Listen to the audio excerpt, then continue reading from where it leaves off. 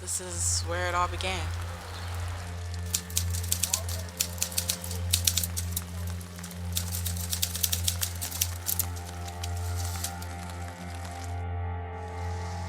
I remember one night I had to take the dog outside,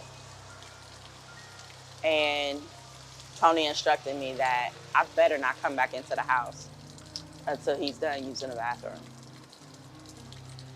So this was my nightly routine.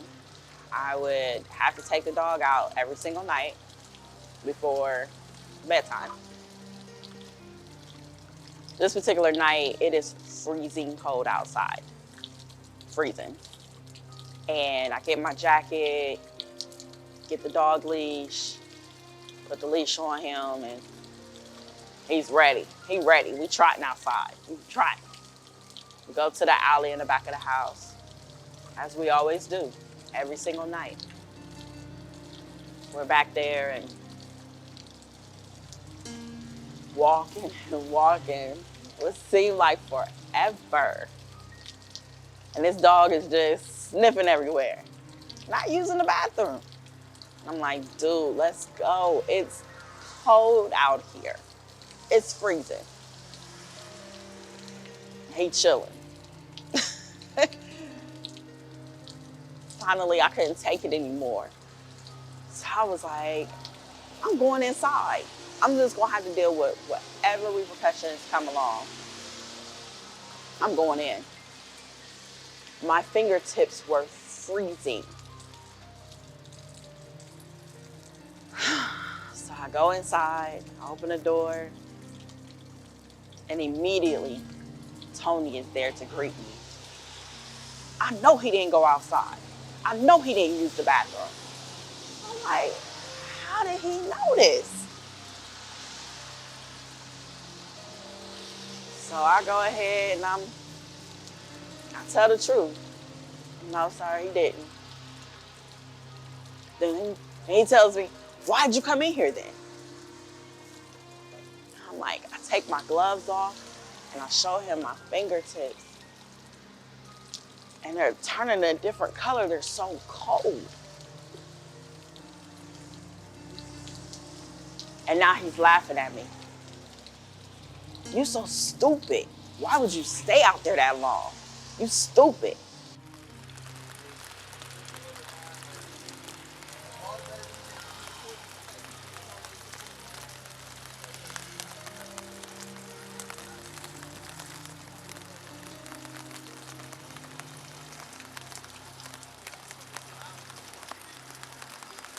My story is a little bit different, but not too different from others that have dealt with abuse by the hands of my mother and her boyfriend.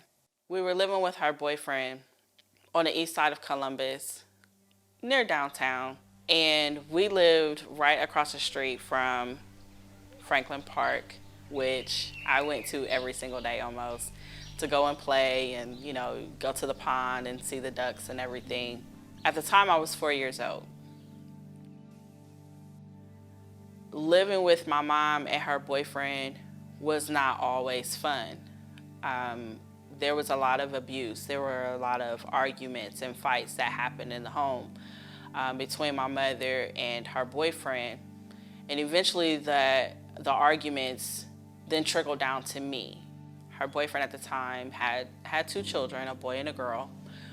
The boy was my age. The girl was maybe about 5 years older than I was. And the boy and I, we would, be together and play a lot together.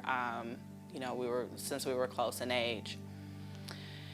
He was teaching his son how to box. And we would go to the boxing ring. He was, taking lessons. We would go to the boxing ring a lot of times and watch him spar. So when we would leave the ring, we would then come home, and that's still, lessons for him or going on and, traveling back home, and he's still jogging, so that's still lesson for him. Jab, jab, while we're jogging and all this stuff. And when we would get home, then we would turn the living room into a boxing ring. Okay, so when you have this boxing ring, you know, you have the two sides, and of course he has to have an opponent. So I became his opponent, and I was instructed to stand in the middle of the living room and not move. I had to take every hit that he gave me, or I would be in trouble. I would have to not protect myself, not put my hands up in front of my face, not put them, up in front of my body at all. The only thing that he was instructed to do or not to do was to hit me in my face. Other than that, the rest of my body was free game. So we would be in the boxing ring, and the dad would be instructing him, jab, jab, back up a little bit, take your breath, jab, jab. And as I stated, I had to take every hit. I'd go down to the floor and collapse, and he would instruct him to keep hitting me. And as I stated, not in my face, but all body shots, even sometimes to my legs.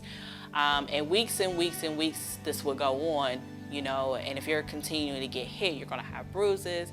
I'm very light complected, so bruises would be all over my body, except for my face. It was always a face hit, someone would be able to see instantly. So he was always instructed to not hit me in my face.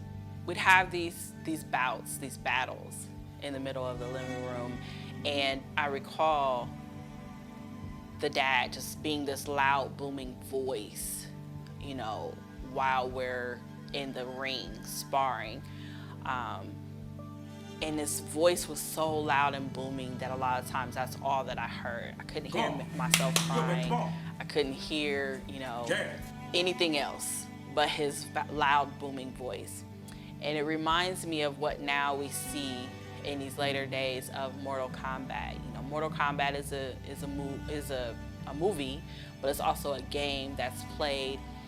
And when they have their opponent and it's to the end, and they have them down on the ground, down and out, where they know that they're about to win, you hear this loud voice and you say, it says, finish him. Yeah. And that is what I recall him saying to his son, finish him, finish her. And it would be the end. It'd be multiple shots to my stomach, multiple shots to my body. And like I said, I had to take it. That was one of my punishments that I would receive. And I say, he wasn't doing that as a punishment, to make him spar with me. It was just practice for him. It was practice for his son to hit me. But I say it was my punishment, as well as others would say that are in counseling and so forth, would say that that was a punishment for me. Other things that would be done are, once I got to an age of being able to go to preschool, I would go to preschool, and I was so super excited about getting to school because I was going to be around other kids. And I'm in pre-K. My mom had taught me to read. That was the best thing my mother had ever done for me, was to teach me to read. Punishment time would come and I'd be sent to my room and I'd go up there and I'd read. So it really wasn't punishment for me. I'm 2, 3, 4 years old reading books, front to back, thoroughly, with enthusiasm, and reading an actual story. But I get to preschool and I, make friends and have a best friend, as they say, best friends forever. And I get to school, and by this time, of course, I'm a little bit older, and I come home from school one day, and I'm super excited because, I have this new friend, and I walk into the door. I'm telling my mom all about my day, and we walk into the house, and I'm too loud. Her boyfriend turns around in anger and he tells me to be quiet. Like, why am I making all this noise? He was laying on the couch. And I was told to go to my room. I go to my room so that I can read. And that night, I did not receive a meal. that was the first time I didn't get a meal. There were many nights that I did not have anything to eat. And not because we didn't have the money for it, because we definitely had food in our home, but it was just a form of punishment.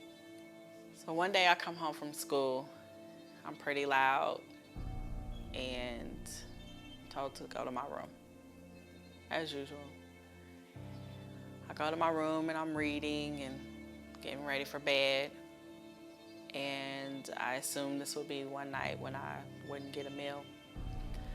I could hear my mom and her boyfriend downstairs in the kitchen talking, you know, can hear a meal being prepared, hear pots and pans and everything. And then I hear him call up telling me to come down for dinner. So I'm excited. I get a meal this night. Yes, okay, I'm super duper excited. Come down the steps. Now I see that there's 4 chairs at the table, but there's only one plate in front of one of the chairs. So I'm like, okay, am I gonna eat by myself? What's going on? I come around to the table, and when I look on the plate, there are liver and onions, and then it's doused with hot sauce. All I see is hot sauce all over the plate. Then I see a glass in front of the plate, and I later find out that it's buttermilk. I sit down at the table, and I'm like, you know, looking around for their food. Their food finally comes. We sit down at the table together, and I'm told to dig in.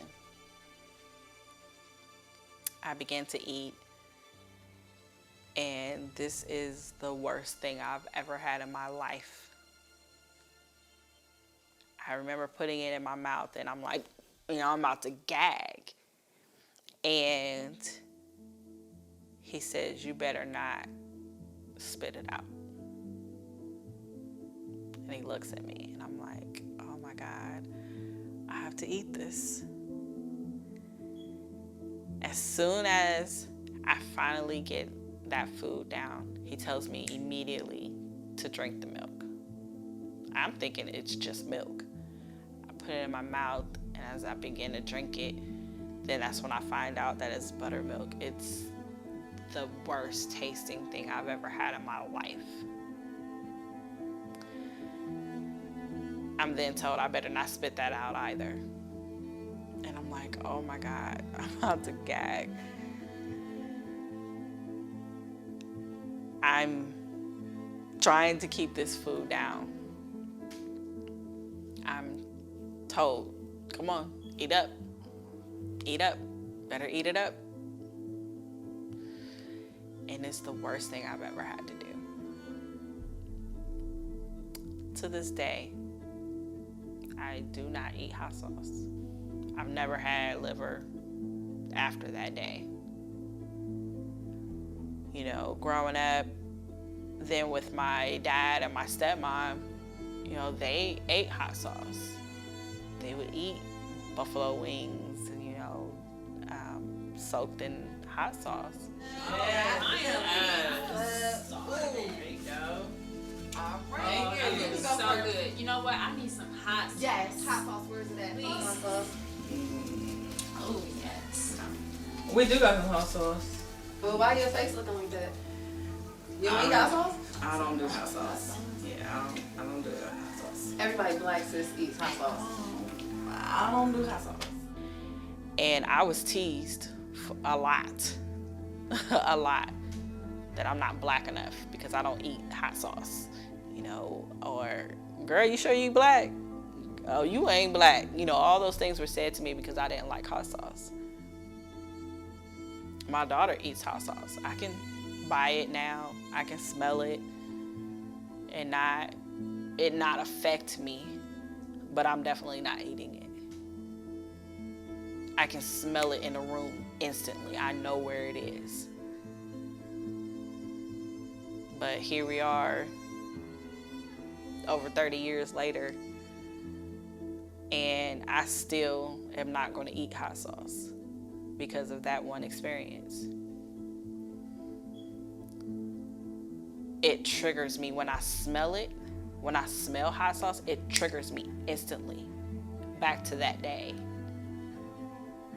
And as I stayed over 30 years later, I can finally not cry, but I still think about that day. Living with my mom and her boyfriend, one of my other punishments that I received was I had to walk to my babysitter's house. So for those that are familiar with Columbus, Ohio, we lived on Franklin Park and Fairwood. My babysitter lived on Freebus and Fairwood. The distance between that is a lot.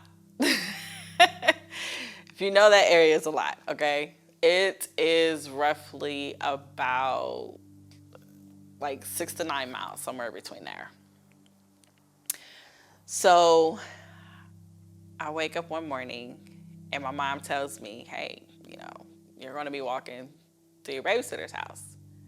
And we drive the route. She shows me, you know, this is where you're going to be going. This is where you're going to be walking.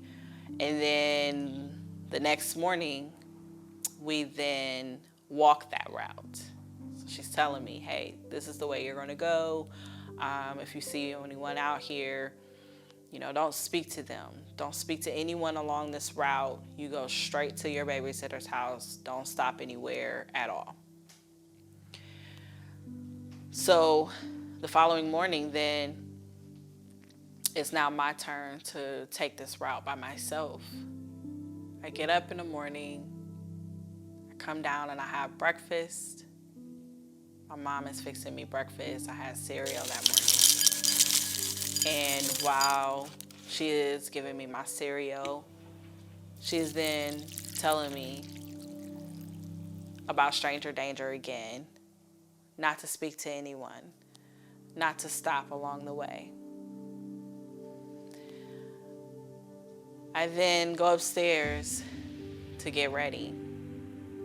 Have my little clothes, you know, out and ready and everything. So I go up and I get dressed, I come downstairs, and I'm ready to go. So I tell my mom bye, and I'm out the door. I'm now on my way to my babysitter's house at 4 years old. I later learned that during this route, I one time saw one of my dad's best friends. She was a school bus driver. And she saw me walking and she hollered out to me, Danny, what are you doing out here? And it's really weird.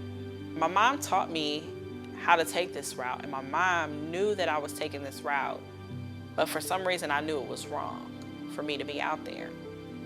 So when she hollered my name, I'm like, oh, I gotta go, you know, hurry up and get this way. And I run off. Later on, I learned that she told my dad that I was walking. My dad told my stepmom. And my stepmom started watching me walk to my babysitter's house. So I had someone protecting me and I didn't even know it. You know, I'm taking this route at 4 years old by myself. Along this route, I was seeing men and women outside just sitting. There was an area where you would see an old grocery store, a gas station, just some little shops. And I remember this lady calling out to me one day like, girl, what are you doing out here? And I'm like, gotta go, you know. She kind of scared me, and I'm like, oh, I gotta go. She had never said anything to me before. And I just rushed and hurried along. And now when I think back on that, I'm like, man, this lady had some concern about me. And my mom didn't. I have a daughter, a teenager, and I can't imagine her at 4 years old walking to her babysitter. Can't imagine her at 4 years old walking past some of the men and women that I had to walk past. I can't imagine at 4 years old, my daughter walking that far by herself. So the only thing that I can say to that is I'm glad I made it. You know, I'm glad that no one picked me up. You know, I'm glad no one took me. No one kidnapped me. You know, I'm glad that I was safe.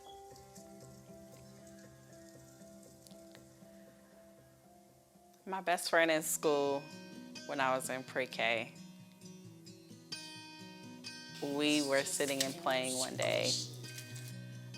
We had circle time, we would have read time, and this was like our free time that we had at school. What is that? And she looked down at my arm, and I had a bruise on my arm. Had a little bruise from the times when my mom's boyfriend's son would hit me when we would have our boxing time. So I had this little bruise on my arm, and she asked me, she's like, what is that? What happened? You know, and I had always told, whenever anybody would see bruises on me, I always said I fell at the park, you know, because we lived across the street from Franklin Park. So I was at the park all the time. So I told her that I had fallen, and she was just like, where? And I know she wasn't badgering me, but it kind of felt like it, but she was just being a friend. You know, kids are inquisitive. So she asked me again what happened, and I told her, you know, that I got hit by his son. And she was like, you gotta tell somebody. And I'm like, I ain't telling nobody. And she encouraged me, let me know that she was there for me. She would be there with me if I, you know, when I would tell somebody. And, you know, I never told a teacher, but I wanted to. I definitely wanted to. It took a while for me to say anything. And a while to me, you know, it's a couple weeks. But a couple weeks after that, I did end up telling my stepmom. You know, it was one of my visits with my dad. And, you know, she was doing my hair, which is something that I loved about going over there. She knew how to do hair and everything. And I always had cute clothes whenever I went to visit my dad. So she was doing my hair, and I just wasn't myself. She was talking to me about our visit and, you know, so forth. And I remember her looking down at me like, are you even listening to me? And she's like, are you okay? And I was just tired. I said no. She's like, what's going on? I told her about the bruises that I had. What's wrong? You can talk And to me. It's okay. she then got me dressed, Okay. and we went to the hospital. Went to Children's Hospital, saw a doctor. Hospital told us to go to Children's Services and finish reporting everything. They took pictures of all my bruises I had.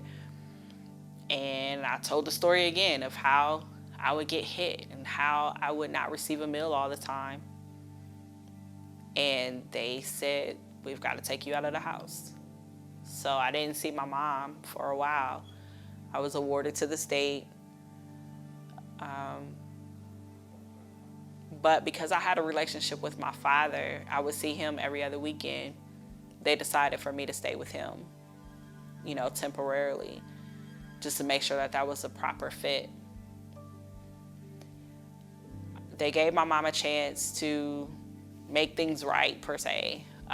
She had to do counseling and parenting classes and so forth. But in the end, I was awarded custody, you know, to my father. So at the age of 5, my dad had full custody of me because of all the abuse that had been going on in the home with my mother. growing up with my mom, I saw domestic violence quite often. From arguments, hollering, screaming, to evidence of her receiving hits. So while I was growing up, I was like, you know what? I'm never going to get with somebody that hits me. I'm not dealing with that. I've always said that. Well, in 2007, I meet this guy and we're in a relationship and everything is great. We're in love and we're just so head over heels and all of this. And we move in together. And everything was great. Shoot, took care of the bills. I didn't work, and we ran a business together. And so it was my dream. I'm a stay-at-home mom. This is great. This is perfect. So I thought. Arguments started. He was very possessive. Always wanted me to have my hair a certain way. Always wanted me to wear certain clothes. Everything that I did, though, he felt like I was trying to primp and pramp it for other guys. And I'm like, no, it's just you. I'm committed to you. But it was never good enough. Everything I wore was wrong, even if he picked it out. My daughter was 5, and he then became jealous of my daughter. The arguments increased. You love your daughter more than you love me. And I'm like, I don't love her more, it's just different. And we argued about that all the time. We argued so much to the point where I had my daughter move to be with my parents. Hardest decision I ever had to make. But I knew that things were escalating with him and I, and didn't know how to just move out of the house. The house was mine, and I didn't know how to get him out of it. So we broke up, but we were still living together. I got tired of the arguments. I got tired of always, arguing with him and arguing every single day. I got tired of arguing about money. We're arguing about money, but you won't let me get a job. I got tired of all of that. So I'm like, you know what? We're breaking up. We're not going to be together anymore. And when I did that, it was about a week that we just lived in separate rooms. But as I stated, my daughter wasn't living there. One day, a friend had invited us to a concert at their church. I was at home getting ready for the concert, and he had come in the door from work. I'm getting ready, I'm doing my hair. He comes by the door and he says, "Oh, you're going on a date?" I said, "No, I'm going to the concert that we were invited to." He starts an argument that I must be going on a date. I'm lying. No way that I'm looking so good going to a church concert. And it's really crazy because about a week prior to this argument, I was watching TV one day, and I stopped on a channel in a station that I'd never seen before, never. But it caught my attention because the guy was giving instructions on how to make it out of an abusive home, okay? So I'm watching this show, and all these tips that he was giving was, hey, take up a small bag. So I took a small bag, and I had one change of clothes in there, some shoes, and a toothbrush. I took this bag and I put it inside the trunk of my car. I would then take the lid up, and it was inside of where my spare tire was. So I tucked it inside my spare tire. And this was a small bag that you could just put on your back. And I put this where my spare tire was, and then brought the cover down. I had that in there for about a week. Never knew if I needed it or not, okay?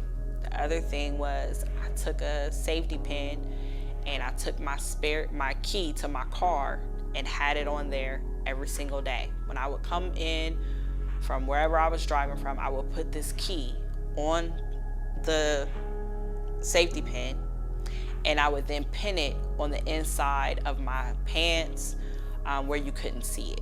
Or I would pin it onto my panties. Of course, you can't see that. So I did this for about a week. We get into an argument, it escalates. What do you mean? What's now? And I remember thinking, You always get paper invitations, and I this didn't is see about to be anything on the big. table. This is about to be like none other time we argued before. He gets so angry with me that he pushes me. Now, I'm 5'9", and he stood at 6'3", 6'4", 6'4". When he pushes me, he's a big guy, I fall back. And it's almost like the wind kind of gets knocked out of me, and I'm just like, wait a minute, I'm in shock because this is the first time he had ever put his hands on me. I come back and I'm like, hey, wait a minute. This is what we're not going to do. We're not going to, push each other. We argue even more to the point where then he pushes me down all the way to the ground, gets on top of me, and now his hands are around my neck.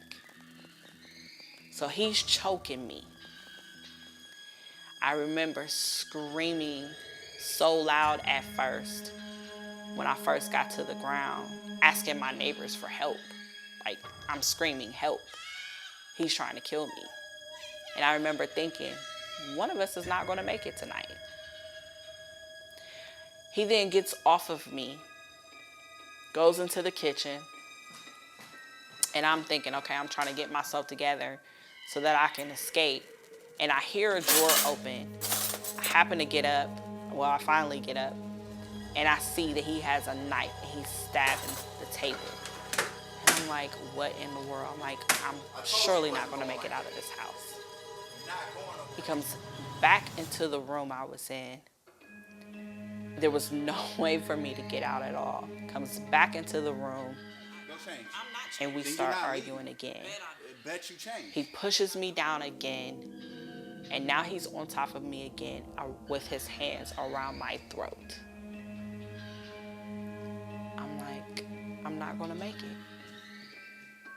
One of us is gonna die tonight. The second time when he pushes me to the floor this time, I happened to feel something on the floor. To this day, I don't know what it was. And I hit him with it. I know it was nobody but God for me to get out that house. I get up.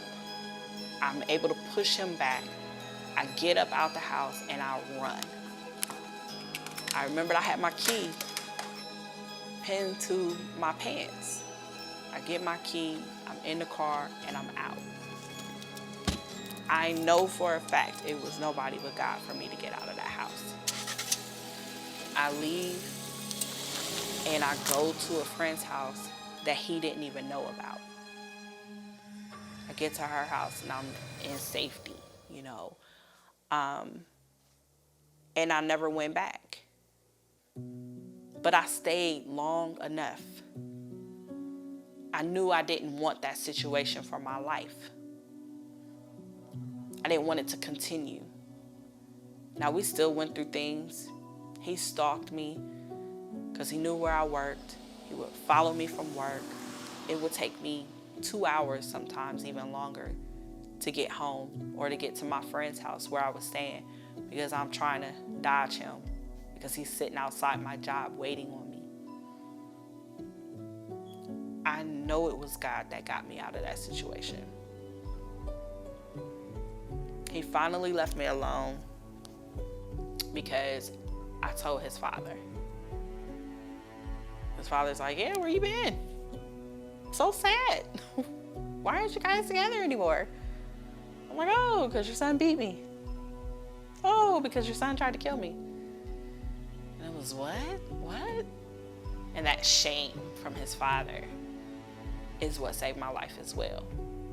When I spoke up and was able to say something to his family that stopped him. So that was in 2008.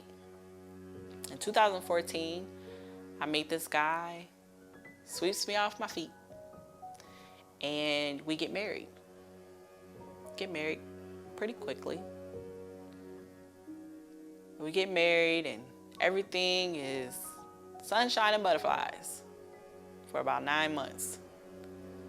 After that,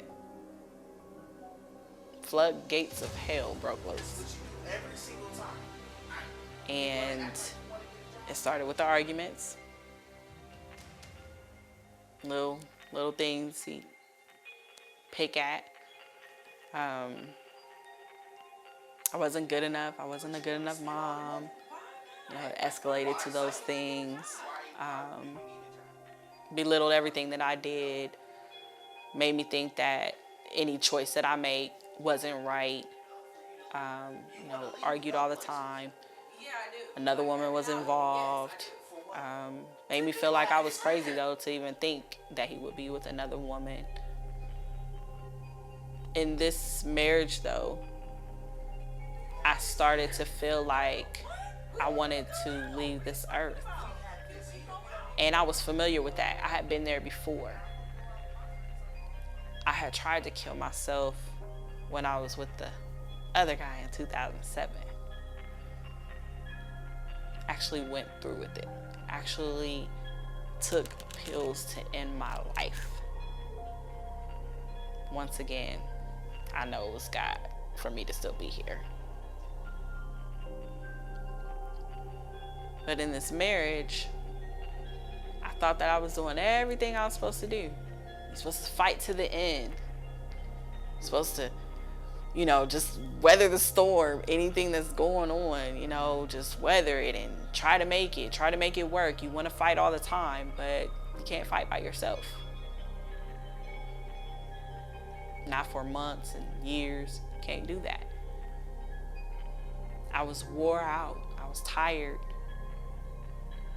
We finally get into an argument because I want to go be with my friends.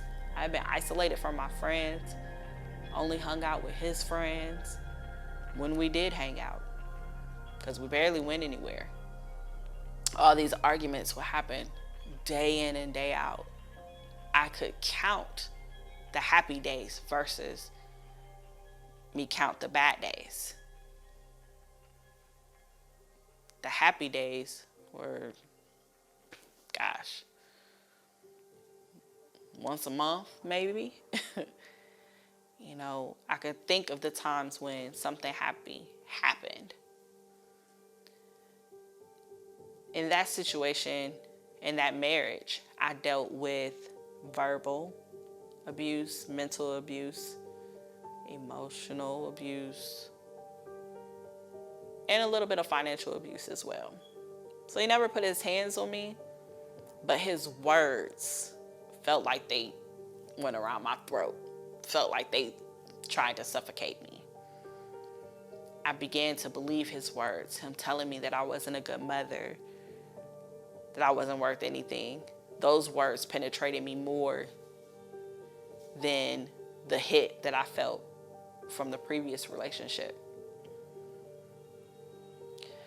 When I got out of that marriage, I knew I just had enough, and nobody but God for me to still be here, because thoughts of suicide came many a times. His words penetrated my ears so much that I started to believe it. So when I got out of that, I then had to turn around and, you know, listen to God and just listen to his words, and then be able to say them myself. And that is how I'm here today. I affirm myself every single day. Affirmations are amazing. You know, affirmation words, people talk about it all the time. You hear people say it. But when you really do it and start to affirm yourself every single day, you feel empowered. You feel something just take over you. And that's where I am in my life. And I'm thankful for that.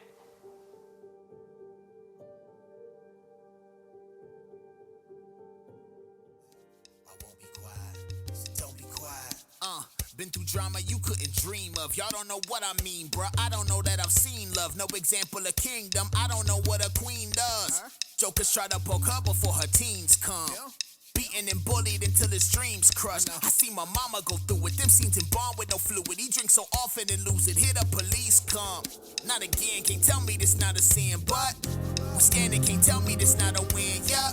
How it started ain't always how it end up. Maybe you guarded with your defense up. Just hearing an argument cause you tense up. Can keep me a target long as my lips shut. But once I open them, I can feel I can hope again. To for real feel of freedom like skydiving and ocean swim. Speaking is breathing, you'll never leave me to choke again. Behind the smile and on the inside you're dying. The night's been crying, I know about that. You just want somebody to listen, to care, to pay you attention. It's out there, baby, don't ever doubt that. Slowly into your story, joy, triumph, and glory. Shorty, you're gonna bounce back, just don't be quiet. I won't be quiet, so don't be quiet. I won't be quiet, so don't be quiet. Hiding behind the smile when on the inside you're dying. The night's spent crying, I know about that. You just want somebody to listen and dare to pay you attention. It's out there, baby, don't ever doubt that. Just know the end of your story, joy, triumph, and glory. Shorty, you're gonna bounce back, just don't be quiet. I won't be quiet, so don't